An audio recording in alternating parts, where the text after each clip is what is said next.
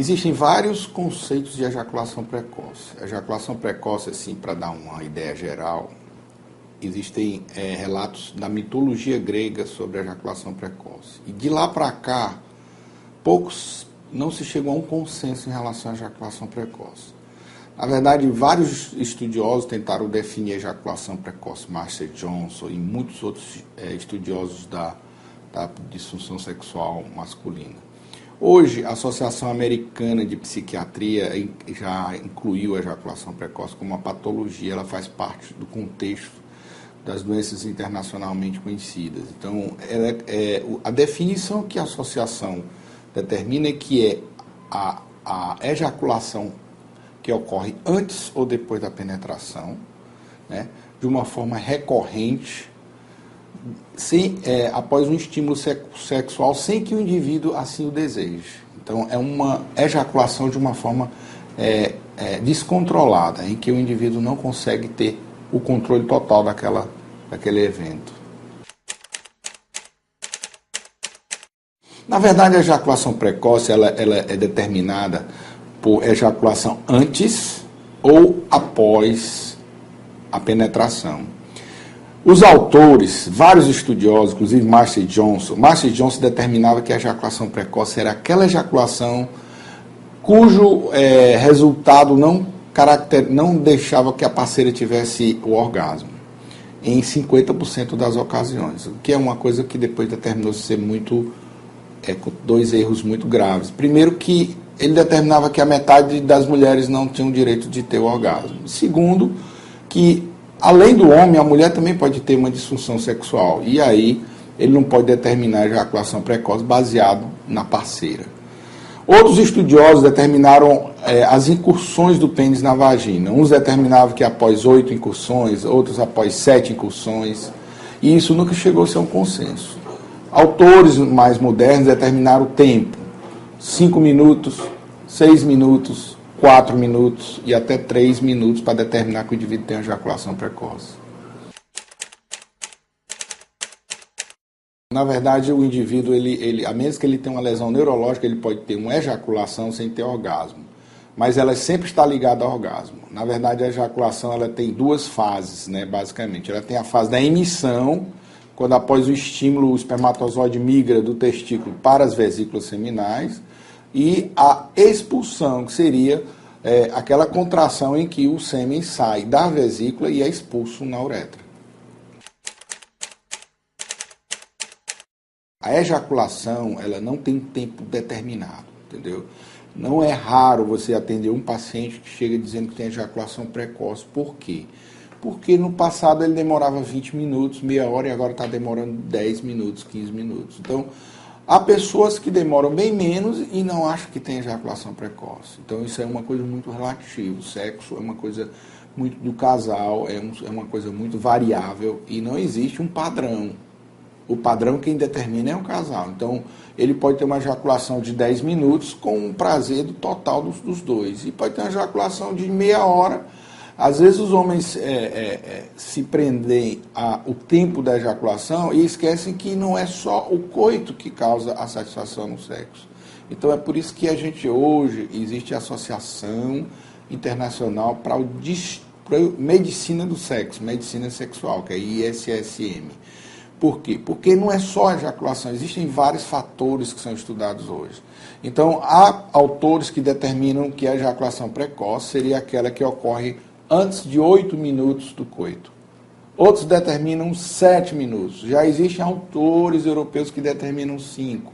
E até 3 minutos. Existem autores que dizem que a ejaculação precoce é quando há uma ejaculação antes de 3 minutos do intercurso do pênis na vagina. Existe a cura, você tem que... Basicamente, a disfunção... A ejaculação precoce ela é dividida em duas, né? A primária, que seria aquela que o indivíduo nasce e começa a ter vida sexual já com a ejaculação precoce. E aquela adquirida em que o indivíduo tinha uma ejaculação num tempo razoavelmente normal e com algum problema orgânico ou psicológico ele passou a ter ejaculação precoce. Com certeza. Geralmente, esses casais eles devem fazer uma adequação sexual com os dois, porque o Master Johnson, por exemplo, ele determina que os fatores psicológicos são muito fortes na determinação da ejaculação precoce. E a parceira, quando ela cobra ou quando ela não é orientada, existe uma ansiedade do homem que faz piorar esse quadro de ejaculação. Então, geralmente, é preciso uma orientação dos dois, é preciso uma orientação do casal, uma adequação do casal para que a cobrança não crie uma ansiedade no homem, determinando uma piora nessa ejaculação precoce. Ajuda, o preservativo ele diminui a sensibilidade local e também o fato de o indivíduo não ter o medo de uma gravidez ou de uma DST indesejada, claro, ele com o preservativo ele fica mais seguro e ele consegue demorar mais. O tratamento da ejaculação precoce, é preciso que se diga o seguinte, ela é um resultado de fenômenos neuromusculares. Existe estímulo do córtex cerebral que causa a liberação de substâncias endócrinas. Essas substâncias estimuladas pela testosterona, elas vão causar uma vasodilatação e a ereção. Quando isso ocorre, que o indivíduo tem o coito, ele passa a ter uma sensibilidade local e ter um estímulo central também. Então, isso aí é determinado não só por mecanismos vasculares, endócrinos, musculares e neurológicos, como também central.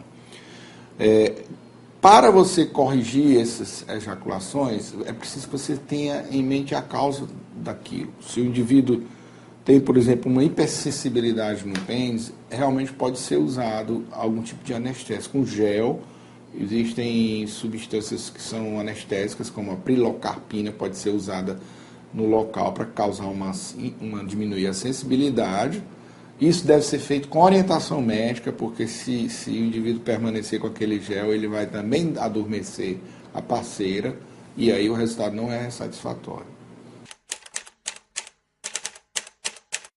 Eu vou dizer os inibidores da PDE5, que são todos eles, não só o Viagra, como Cialis, Levitra, Eleva, etc.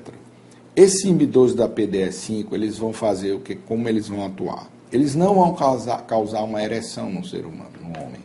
Eles vão manter uma ereção. Como eu falei, é o seguinte, o indivíduo, quando ele vai ter o ato sexual, ele tem a liberação de substância, como, por exemplo, o óxido nítrico, que vai causar, grosseiramente, de uma forma bem resumida, vai causar ereção. No momento em que o organismo libera o óxido nítrico para causar ereção, existem as substâncias que também são liberadas para inibir, no caso a PDE5. Essas substâncias inibem a PDE5. Qual o resultado? É uma ereção mais prolongada. Então, se você tomar uma substância dessa e não estimular a ereção, é mesmo que nada, não tem efeito. Por isso, deve ser usado com orientação médica. Então, o que acontece? Quando ele toma uma dessas substâncias e causa a ereção, o que iria inibir a ereção é bloqueado. Então, o indivíduo tem uma ereção mais prolongada. Já provou-se que a ereção, a ejaculação é independente da ereção. O Master Johnson tentou vincular as duas coisas, mas existem casos em que o indivíduo tem ereção perfeita, não tem dificuldade de ereção rígida, e na hora que ele quer, e não consegue manter a ejaculação sem que seja precoce. Então, isso aí foi desvinculado uma coisa da outra. Mas há casos em que o indivíduo, por ter uma disfunção erétil, por ter uma diminuição na ereção, ele desenvolve a ejaculação precoce como resposta do organismo. Vamos dizer assim, ou você goza logo, ou então vai amolecer. Aí o sujeito, ansiosamente, ele passa a ejacular precocemente. Não tenho nem dúvida, o estresse ele é uma das coisas que mais interfere no ser humano, na saúde como um todo, né? Na saúde geral do indivíduo. Você vê o seguinte, aqueles indivíduos que ficam com medo de gravidez, por exemplo, o coito interrompido, né? Que é uma prática usada para evitar a gravidez. Ele é uma das causas de formação de ejaculação precoce, porque o indivíduo se habitua a ejacular rápido e ele fica condicionado à ejaculação precoce. E realmente ele fica ansioso, né? A ansiedade, né, causada pelo estresse é um dos fatores importantíssimo. Ninguém tem sexo saudável, sexo prazeroso, sem tranquilidade. E a vida moderna está tirando essa tranquilidade do ser humano, né? Corre-corre, dia a dia, a competição, né? A violência, tudo isso deixa o indivíduo ansioso e estresse, como resultado disso, realmente é um dos fatores que prejudicam a ejaculação. Olha, uma das coisas que eu, como urologista, sempre acho é que a orientação sexual é fundamental. A pessoa que vai para o sexo, a pessoa que tem um bloqueio de orientação na fase em que deveria se insinuar na vida sexual, ajudaria muito aos homens a ter um controle disso aí. Muitas pessoas, eu vejo pessoas de nível superior que vêm nos procurar, que têm uma informação totalmente distorcida sobre o que é o padrão, o que não é. Pessoas que têm, vamos supor, pessoa que tem 60 anos de idade que não se conforma de ter uma atividade sexual diferente do que tinha quando tinha 20. Então as pessoas precisam estar antenadas e sabedoras de que o sexo é uma coisa variável. Ele não é só variável na idade do indivíduo, como é variável no dia a dia. Você pode estar disposto num dia, no outro você está cansado, você não está muito afim. Então, como existe uma variação hormonal, tanto no homem quanto na mulher, sexo não é uma coisa padronizada. Então, a orientação seria importante no sentido da pessoa tirar o melhor proveito da sua vida sexual, tanto no início da vida sexual, como na vida conjugal após o casamento.